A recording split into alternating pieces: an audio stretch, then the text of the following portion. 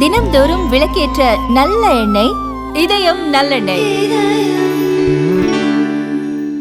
உத்தரப்பிரதேசத்தில் மிகப்பெரிய பிரேத பரிசோதனை மோசடி கும்பலை போலீசார் கைது செய்தனர்.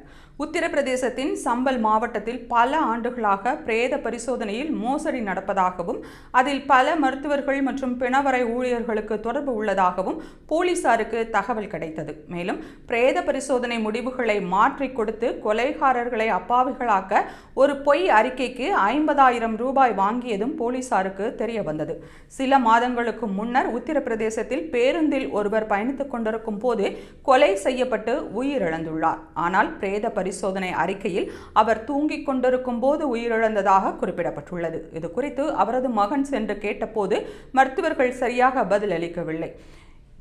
இதையடுத்து போலி பிரேத பரிசோதனை முடிவுகள் தங்களுக்கு வழங்கப்பட்டதாக புகார் அளித்ததன் வழக்குகளை மீண்டும் போலீசார் விசாரிக்க தொடங்கினர். அப்போது பணத்திற்காக போலி பிரேத பரிசோதனை அறிக்கை அளித்து மோசடி செய்த 4 பேர் கொண்ட கும்பலை போலீசார் கைது செய்தனர்.